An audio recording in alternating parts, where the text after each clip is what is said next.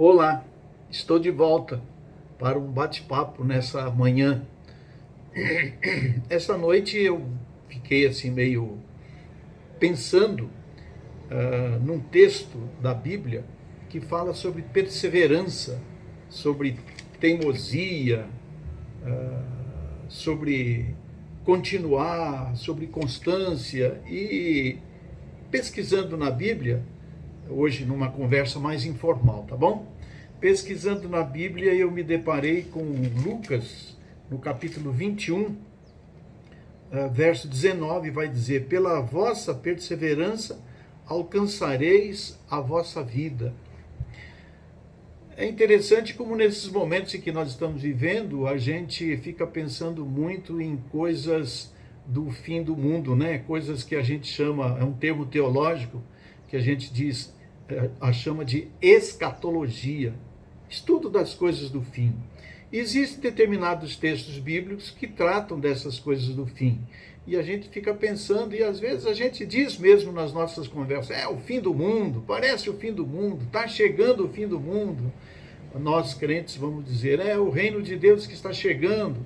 E a gente não sabe, né? Precisamos saber que o reino de Deus já chegou, ele está em nós já estudamos isso, o reino está em nós. Mas essas matérias de cunho escatológico, de fim do mundo, elas aparecem dado o nosso estado de alma, o nosso estado de espírito, de ficar pensando nessas mortes aos montes pelo mundo afora, por essa pandemia, e ficamos nos resguardando, ficamos pensando, será que eu vou ser alcançado por isso? Ou quem será o meu mais próximo irmão, amigo, filho, alguém meu que será acometido, e como é que eu vou reagir? E a gente orando, buscando na esperança de que Deus venha resolver essa situação. Enfim, a coisa vai por aí. E eu fiquei com vontade de conversar com vocês no texto de Lucas, no capítulo 21, que vai tratar dessas escatologias, e Jesus parte no verso 5 de Lucas 21, a primeira parte, os primeiros versos, ele vai falar da oferta da viúva pobre, mas eu quero focar a partir do verso 5. No verso 5 de Lucas 21, os discípulos conversando com Jesus, mostrando o templo para ele, falou: olha, Senhor, que coisa linda que está aqui, o ornamento com pedras bonitas, com as doações, coisas que nós doamos para fazer este templo maravilhoso, porque era algo extraordinário para eles, o templo, e pedras bonitas e doações. E parece que Jesus, para poder dar um choque de realidade naquele povo, Jesus diz assim: olha, tudo isso que vocês estão vendo vai ser destruído. Verso 6, chegará um dia em que disso que vedes aqui não vai ficar pedra sobre pedra que não seja derrubada. Lógico que Jesus, ele estava dizendo uma verdade, mas ele queria provocar o povo para levá-lo à discussão de um tema que Jesus queria ensinar, que é algo que indica para o fim, para o final das coisas, né? Então, pedras bonitas e doações, Jesus, tudo isso vai ser destruído. E eu depreendo daqui que tudo que nós fazemos em termos terrenos, construções terrenas, sejam elas em quais campos forem, como em construções terrenas, elas são passageiras. Tem um carro novo, daqui a pouco ele já não é mais novo, eu quero um outro novo, eu moro numa casa nova, daqui a pouco eu preciso fazer uma pintura porque ela já é velha. Tudo nosso, principalmente envolvido nessa era do consumismo, a gente quer sempre trocar. E Jesus diz, essas coisas terrenas são passageiras. E agora as coisas espirituais, as coisas para o reino, estas sim são eternas. E a palavra de Deus vai nos chamar para que pensemos nas coisas que são de cima, as coisas que são do reino, né? Aí alguém lhe pergunta a Jesus, no verso 7, mestre, quando é que vão acontecer essas coisas? Quando é que tudo vai ser destruído? E Jesus, uma vez atraída a multidão que estava com ele ali passeando pelo templo, Jesus começa a dar detalhes a respeito dessa destruição do templo de Jerusalém. Verso 6, chegarão dias em que disso, isso que vedes aqui, todo esse templo, não vai ficar pedra sobre pedra que não seja derrubada. Então eles perguntaram, mestre, quando acontecerão essas coisas e que sinal haverá quando estiverem para se cumprir? E aí Jesus vai desfilando uma série de acontecimentos ao longo da história e que, quando a gente lê, a gente fica pensando, isso foi para aquele tempo, para a destruição do templo dos judeus, para a destruição dos judeus? Há uma linha de estudos teológicos que indicam para isso. Isso que trata da destruição do templo dos judeus, que foi na década de 60, 70. Ou isso tem a ver com o fim do mundo, com a volta de Jesus? Bem, ele descreve aqui que quando isso vai acontecer, ele vai dizer no verso 8, vão surgir falsos cristos e falsos profetas. Eu acho que nós temos visto muito disso, né? Muita gente dizendo que é Cristo, eu sou o Cristo, lá em Curitiba apareceu um destes, ainda é vivo, muitos falsos profetas ensinando o que não deve, contrariando a palavra de Deus. Ele diz, vão surgir falsos cristos, vão aparecer guerras e rumores de guerra, no verso 9, e a gente pensa em guerra só na baioneta, ou no fuzil, ou nas bombas atômicas, mas quando a gente entra nessa época das guerras químicas, nas guerras de palavras, guerras econômicas, guerras comerciais, que é uma coisa da civilização moderna, um querendo derrubar o outro, um querendo ter a primazia da economia, a prioridade, eixo econômico que sai dos Estados Unidos, vai para a China, que sai da China, vai para a Europa, que sai da Europa, e os países lutando para ser a melhor economia do mundo. Isso também é guerra. Isso deixa os nervos das pessoas em frangalhos, porque é uma guerra constante. Assim como individualmente eu tenho mais, eu quero um melhor emprego, enfim, guerras e rumores de guerra.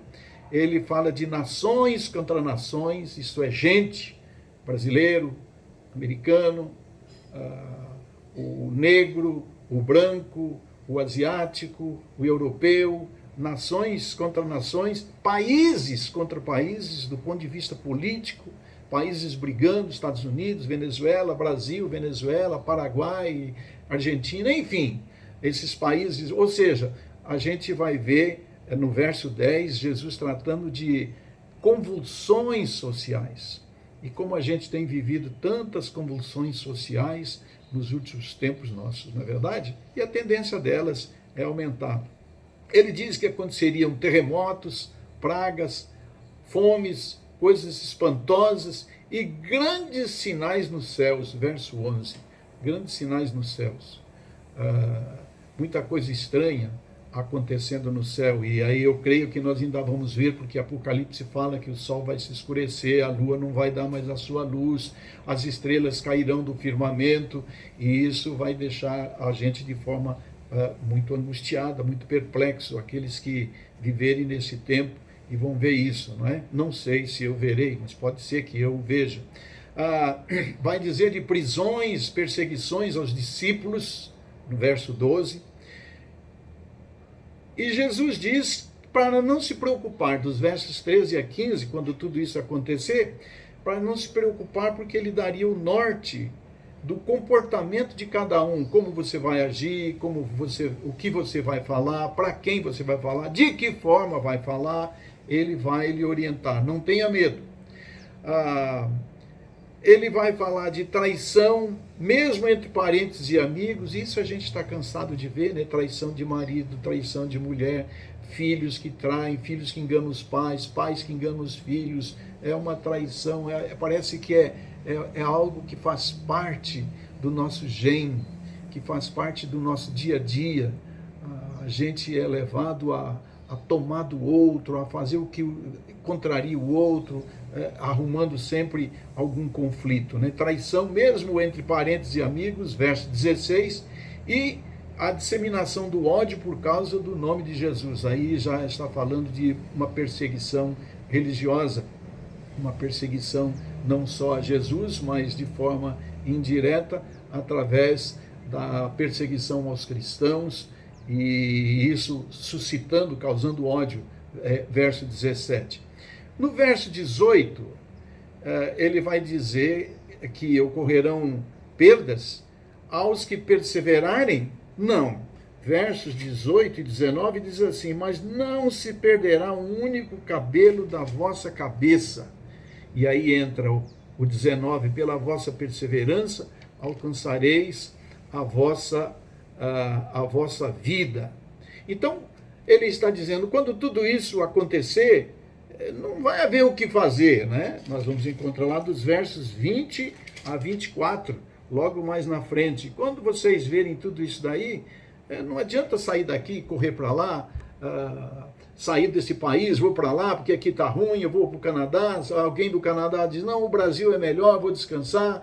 Eu conheço gente que se aposenta nos Estados Unidos e quer morar aqui no Brasil, porque aqui é a coisa mais linda, a natureza é linda. Eu conheço gente que está aqui e diz, aqui não dá mais para morar, eu quero ir para os Estados Unidos, eu quero ir para a Europa, eu quero ir para o Canadá. É essas coisas que a gente vê, esse fervilhar do ser humano querendo estar no melhor lugar. Pessoas que o Covid-19 está apertando em São Paulo, então eu vou lá para o Nordeste que não tem o coronavírus.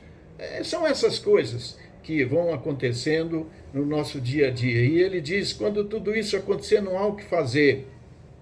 E aqui eu entendo que aqueles que não têm Jesus Cristo no coração são os que sentem perdidos, sem rumo, sem um norte, sem uma bússola, sem ninguém para lhes conduzir.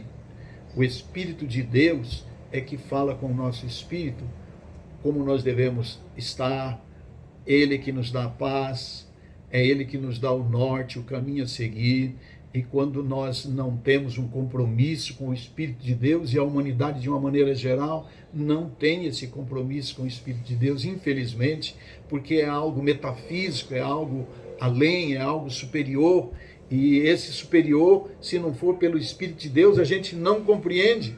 E esse Espírito de Deus, ele está na palavra, porque a palavra é viva, a palavra é Espírito, e a gente não dá tanta confiança para a palavra, não é verdade? Mas os sem Cristo se sentirão perdidos e sem rumos, aflitos, e muitos procurarão se matar, procurarão dar cabo à vida, ficarão angustiados, e assim vai. E a gente percebe mesmo nessa pouca experiência que a gente está vivendo, de pessoas que começam a se exacerbar, a ficar angustiada, nervosa, aflita, quando nós temos que manter toda a calma. Porém, os cristãos, aqueles que têm Cristo como a sua direção, os cristãos, eles serão acalmados e seguros por Cristo. E por serem perseverantes na fé, eles vão ter uma outra visão de vida. O Evangelho de Mateus, no capítulo 10, Mateus capítulo 10, verso 22, vai me dizer assim, estou localizando o texto aqui, Mateus 10, 22, e sereis odiados por todos por causa do meu nome, mas aquele que perseverar até o fim será salvo. Então essa palavra perseverança me chamou muito a atenção. O que é a perseverança? A perseverança, ela é paciência, é uma constância, é você saber, ter certeza do caminho, daquilo que você faz, ou daquilo que você está seguindo, é ter fé numa direção, é caminhar numa direção sabendo a fonte, que não se trata de fake news, que não se trata de coisa falsa, é coisa real, verídica, é algo verdadeiro. E nós, neste mundo que tudo é tão derretido, tão fluido, as fake news, as falsas notícias, elas crescem e tomam conta de nós com muita facilidade e a gente não sabe em quem acreditar. Nós vemos aí muita gente falando desta nossa atual situação, um que diz que, não, vamos nos conter em casa, todo mundo, que é a tal contenção horizontal. Não, vamos deixar só os grupos de risco em casa e os outros vão voltar para o trabalho, que é a contenção, o lockdown vertical, essas coisas assim, e a gente fica em conflito, o que fazer, o que não fazer, a quem seguir, a quem não seguir, e isso vai causando um nervo, uma angústia na gente, mas a gente precisa entender que nós precisamos perseverar, e é aqui que o texto me falou de uma forma muito gostosa: pela vossa perseverança alcançareis a vossa vida. Perseverar em quê? Perseverar naquele que tem a verdade. O Senhor Jesus declarou: eu sou o caminho, a verdade e a vida. Nós precisamos de um caminho, de uma orientação. Nós precisamos de estar com quem tem a verdade. Nós não queremos mais fake news. Nós não precisamos mais dessas notícias que só trazem desgraça, só trazem desconforto. Nós precisamos da verdade e nós precisamos de quem possa nos garantir vida. E quem pode nos garantir vida é Jesus Cristo. Pela vossa perseverança alcançareis a vossa vida. Então todo esse negócio de mundo vai acabar, de que vai acontecer, Jesus ainda termina o texto dizendo assim: passará esta geração, lá no verso final, lá no verso 32 de Lucas 21, em verdade vos digo que essa geração não passará até que tudo isso aconteça. Que geração? Seria a geração dos discípulos? Eu acredito que não. Seria a geração humana?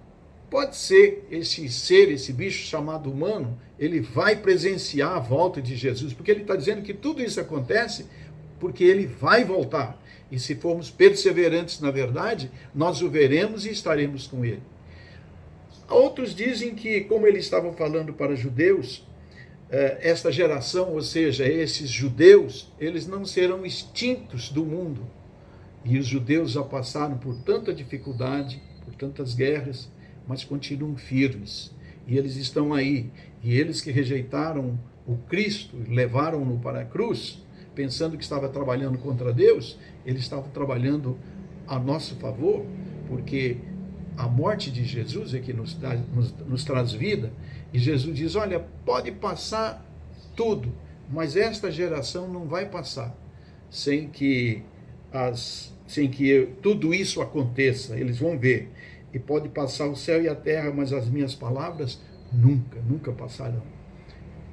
O que me fica nessa breve reflexão, meu querido, é que quando formos perseverantes, nós alcançamos a nossa vida.